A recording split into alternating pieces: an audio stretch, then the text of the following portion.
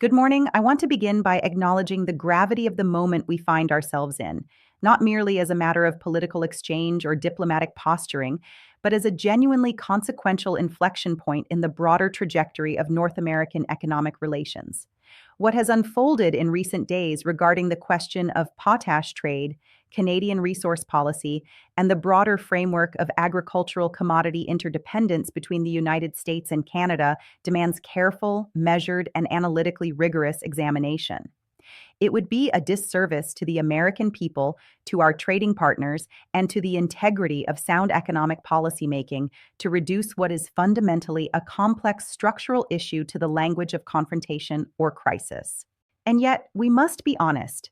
The exchanges that have taken place at the highest levels of both governments have introduced a degree of uncertainty into markets and supply chains that warrants serious attention from this administration and from policymakers across the spectrum. Prime Minister Mark Carney, a figure whose economic credentials I have long respected, having served as governor of both the Bank of Canada and the Bank of England, and having navigated his respective institutions through periods of extraordinary financial stress, has responded to recent American trade postures with a clarity and swiftness that has, by any objective measure, commanded attention.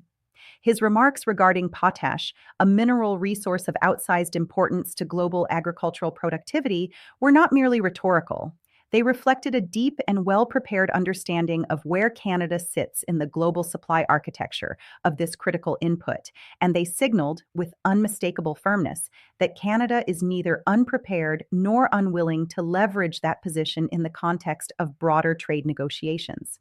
I say this not to assign blame, not to suggest that the United States was caught off guard in any embarrassing or strategically damaging way, but rather to underscore the importance of approaching these conversations with the full weight of analytical preparation that the subject matter demands. Let me provide some essential context, because I believe that good policy begins with accurate facts. Potash is not simply a commodity in the conventional sense.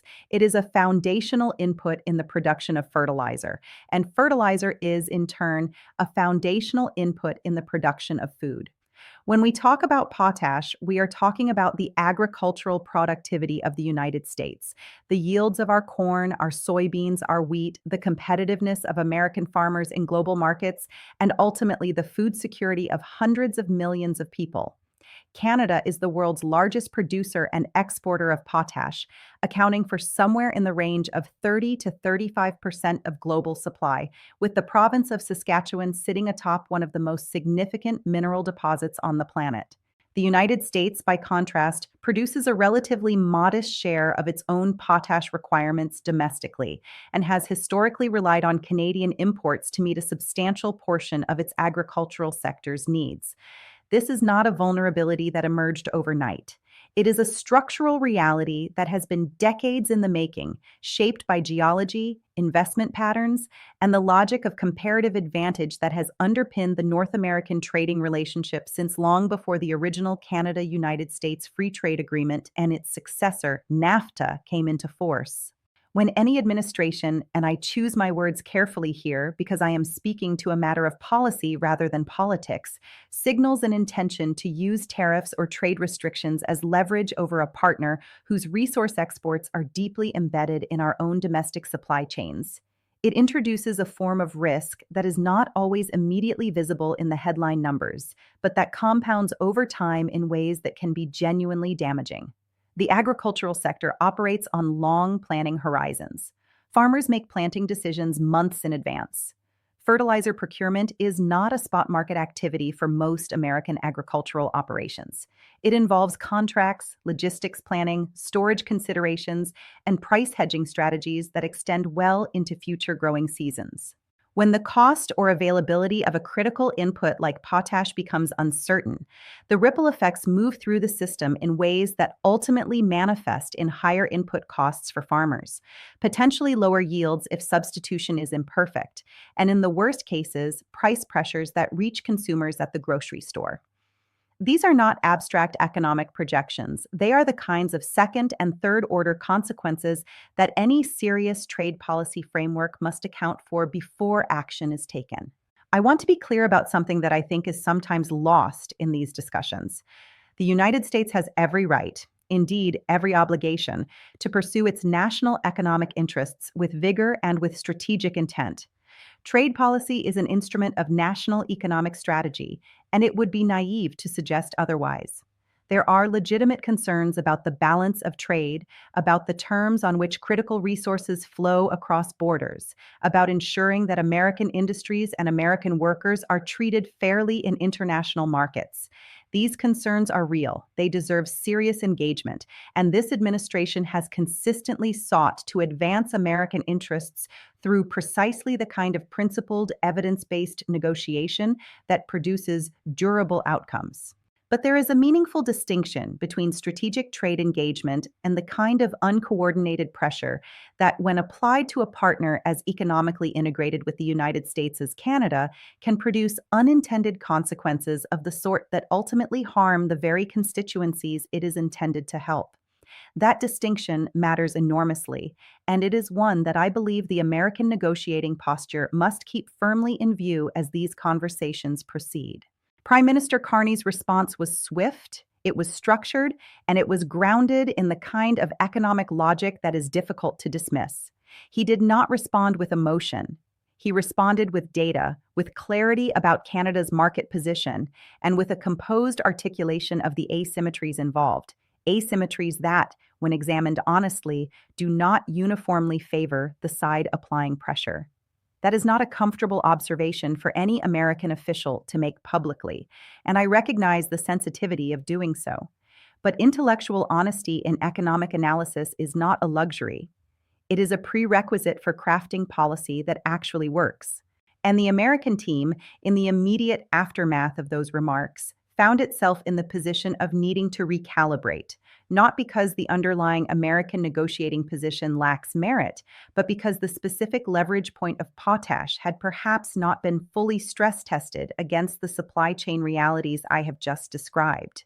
That recalibration, done thoughtfully and promptly, is not a sign of weakness. It is a sign of the kind of adaptive, evidence-responsive governance that produces good outcomes over the long run.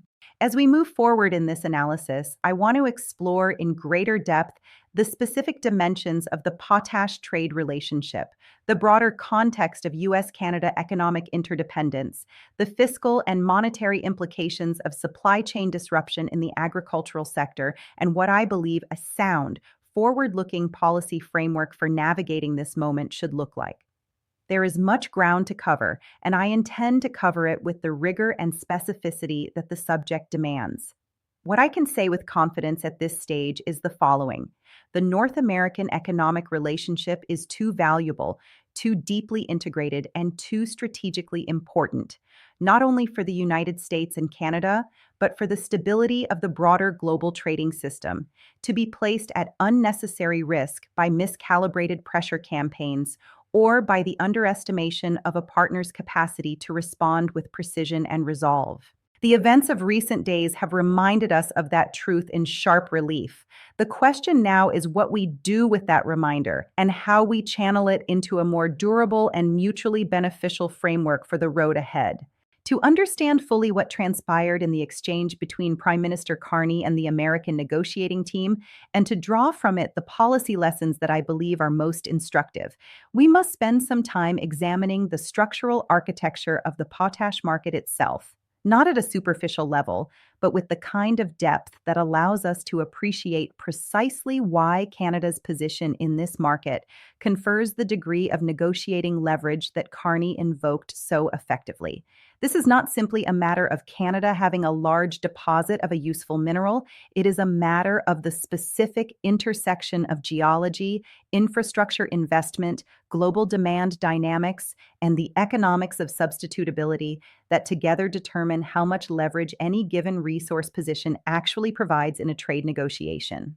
And when you examine those factors carefully, as I have done and as the Prime Minister's team clearly had done in advance of these discussions, the picture that emerges is one that any serious American policymaker needs to understand with clarity and without the distortions that political framing can sometimes introduce. Let us begin with the question of global supply concentration. The potash market is, by the standards of most major commodity markets, highly concentrated. Three countries, Canada, Russia, and Belarus, account for the overwhelming majority of global potash production.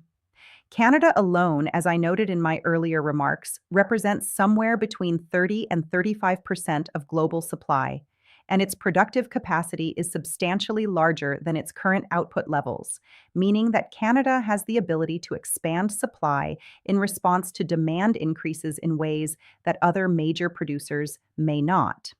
Russia and Belarus, the other two dominant producers, have been subject to significant sanctions and trade restrictions in the wake of geopolitical developments in Eastern Europe, most notably the Russian invasion of Ukraine and the authoritarian consolidation of the Lukashenko regime in Belarus. Those sanctions have, in practical terms, reduced the effective availability of Russian and Belarusian potash to Western markets, which has had the effect of increasing Canada's relative market share and, more importantly, increasing Canada's indispensability as a supplier to countries, including the United States, that have made a deliberate policy choice not to source critical agricultural inputs from sanctioned producers. The irony of that situation, when examined in the context of the current trade pressure being applied to Canada, is not lost on careful observers. The United States has, through its own sanctions policy, contributed to the elevation of Canada's potash market position, and it is now, in effect, confronting the consequences of that elevated position in a bilateral trade negotiation. That is not an argument against the sanctions themselves. Those sanctions were and remain appropriate on national security and human rights grounds. But it is an argument for the kind of integrated, whole-of-government policy analysis that ensures we understand the second-order trade implications of our geopolitical decisions before we find ourselves in precisely this kind of position. The question of substitutability is equally important and equally underappreciated in the public discourse surrounding this issue. When economists and trade analysts assess the leverage inherent in any given resource-export relationship, one of the primary variables they examine is the degree to which the importing country can substitute alternative sources or alternative products for the imported input in question. In the case of potash, that substitutability is limited in ways that are both geologically and agronomically significant. Potassium, the active nutrient that potash delivers to agricultural soils, is not readily substitutable with other nutrients in most crop production systems. Nitrogen and phosphorus, the other two primary macronutrients in the conventional fertilizer triad, perform different functions in plant physiology and cannot simply be increased to compensate for a reduction in potassium availability. American farmers who rely on potash-based fertilizers to maintain soil health and crop yields cannot simply switch to an alternative product. They face a genuine agronomic constraint that makes the availability and affordability of potash a direct determinant of their productivity. This is why the agricultural lobby in the United States, a politically significant and economically consequential constituency, has historically been attentive to any policy development that might affect potash supply chains.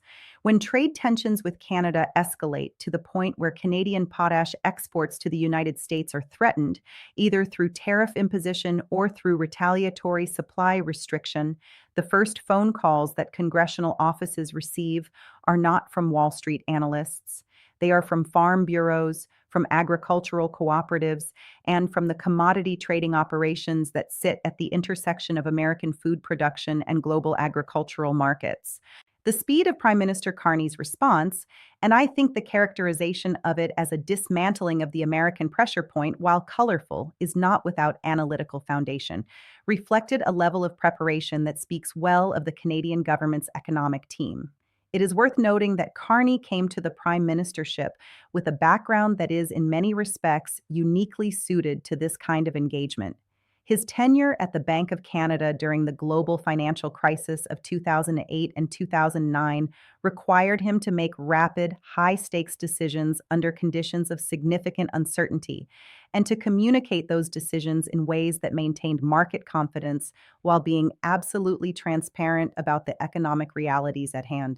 His subsequent role at the Bank of England, where he navigated the extraordinarily complex terrain of Brexit's economic implications, required him to develop a sophisticated understanding of how trade relationships are restructured, how supply chains adapt to new regulatory environments, and how the credibility of a national economic position is built and defended in the international arena. These are not incidental biographical details. They are directly relevant to understanding why, when confronted with what might have appeared to be a significant American pressure point, Carney responded not with defensiveness or with an escalatory counterthreat, but with a calm, data grounded articulation of Canada's actual market position that effectively reframed the terms of the negotiation within the space of a few minutes. The American team's need to recalibrate in the aftermath of that response is, I want to be careful here, not a reflection of any fundamental weakness in the American negotiating position broadly construed. The United States brings to any bilateral trade negotiation with Canada an extraordinary range of economic assets and leverage points. The American market is the single largest destination for Canadian exports across virtually every major sector: energy, automotive products, manufactured goods, agricultural commodities, and services. The depth of the American consumer market, the sophistication of American financial markets, and the centrality of the US dollar to global trade finance all confer on the United States a structural negotiating advantage that no amount of Canadian resource endowment can entirely offset.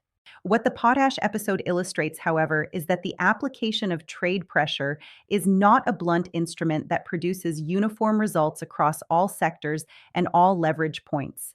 It is a precision tool, and when it is applied to a sector where the underlying supply chain realities work against the party applying the pressure, the result can be a rapid and public exposure of the analytical gap between the stated pressure point and the actual economic dynamics at play. That is what happened here, and acknowledging it honestly is the first step toward correcting it. I also want to address, because I think it is germane to a complete understanding of this moment, the broader fiscal implications of agricultural input cost increases for the American economy. When the cost of potash rises, whether because of tariff imposition, supply restriction, or market uncertainty driven by trade tensions, the cost increase does not remain contained within the fertilizer market.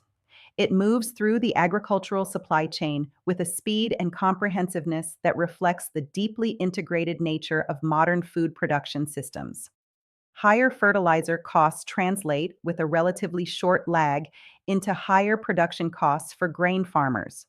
Higher grain production costs translate into higher commodity prices, which in turn affect the cost of livestock production, processed food manufacturing, and ultimately retail food prices. In an environment where inflation has been a central concern for American households, and I am acutely aware, having spent considerable time and effort on precisely this issue of how sensitive American consumers are to food price increases, the introduction of additional upward cost pressure through agricultural input supply chain disruption is not a policy outcome that serves the interests of the American public. It is, in fact, directly contrary to the inflationary stabilization objectives that have required such sustained and careful effort to achieve. This is not a hypothetical concern. It is a mechanistic consequence of the supply chain linkages I have described, and it is one that any trade policy framework touching agricultural inputs must take seriously as a first-order constraint. The recalibration that the American team undertook in response to Carney's remarks was, therefore, not merely a tactical adjustment in a bilateral negotiation. It was, or at least it should be understood as, a recognition of the need to align trade pressure strategies with a more complete analysis of the domestic economic consequences of the leverage points being invoked. Getting that alignment right is not easy. It requires the kind of cross-agency coordination, the integration of trade policy analysis with macroeconomic impact assessment, and the willingness to subject proposed pressure points to rigorous stress testing before they are deployed in high-profile international settings. These are institutional capabilities that I believe the United States possesses in abundance, and that I am confident can be brought to bear more effectively as this negotiation continues to evolve. The question is whether the organizational will exist to use them with the discipline and the analytical rigor that the moment demands. Having established the structural realities of the potash market and the immediate dynamics of the exchange between Prime Minister Carney and the American negotiating team, I want to turn now to the broader question of what this episode reveals about the state of the US-Canada economic relationship and, more specifically, about the governance frameworks through which that relationship is managed at the highest levels of both governments. This is a question that I approach with a combination of deep institutional knowledge and genuine concern, because the US Canada economic relationship is not simply one bilateral trade relationship among many. It is, by virtually any metric one chooses to apply, total trade volume, supply chain integration, investment flows, labor market interdependence, energy system connectivity, or financial market linkages, the most deeply integrated bilateral economic relationship in the world. The decisions that are made about how to manage tensions within that relationship and the institutional mechanisms through which those decisions are reached and communicated have consequences that extend far beyond the immediate subject matter of any given negotiation, and that reverberate through the broader architecture of the global trading system in ways that are not always immediately visible, but that are, over time, profoundly consequential. The United States and Canada conduct approximately $900 billion in bilateral trade annually, a figure that, when examined carefully, reflects not merely the exchange of finished goods across a border, but the operation of deeply integrated production systems in which the same components, materials, and intermediate goods cross the border multiple times in the course of being transformed from raw inputs into finished products. The automotive sector is perhaps the most frequently cited example of this integration. A single vehicle assembled in a North American plant may contain components that have crossed the US-Canada border several times during the manufacturing process, and the production networks that make this possible have been built up over decades of investment and regulatory harmonization under the successive trade frameworks that have governed the relationship. The energy sector presents a similarly integrated picture, with Canadian oil and natural gas flowing south through pipeline systems that are physically embedded in the American energy infrastructure, and with electricity grids that span the border in ways that make the two countries' power systems functionally interdependent in several regions. The agricultural sector, which is most immediately relevant to our current discussion, exhibits the same pattern of deep integration, with trade in grains, livestock, processed food products, and agricultural inputs flowing in both directions in volumes that reflect the complementary productive capacities of the two economies. This level of integration is not an accident of geography, though geography certainly plays a role. It is the product of deliberate policy choices, sustained over decades and across multiple administrations of both parties, to build a framework of rules, institutions, and incentive structures that allow the productive complementarities between the two economies to be realized as fully as possible.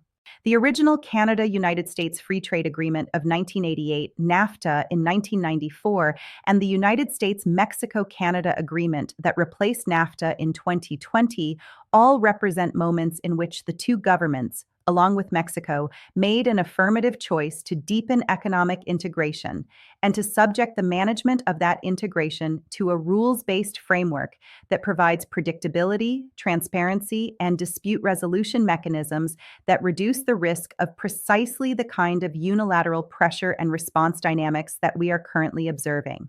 The existence of those frameworks does not eliminate trade tensions. No trade agreement eliminates trade tensions entirely, because the underlying economic interests of trading partners are never perfectly aligned, and the domestic political pressures that bear on trade policy are never static. But those frameworks do provide a structured environment within which tensions can be managed, disputes can be resolved, and the fundamental commitment to the broader relationship can be reaffirmed even in the midst of specific disagreements.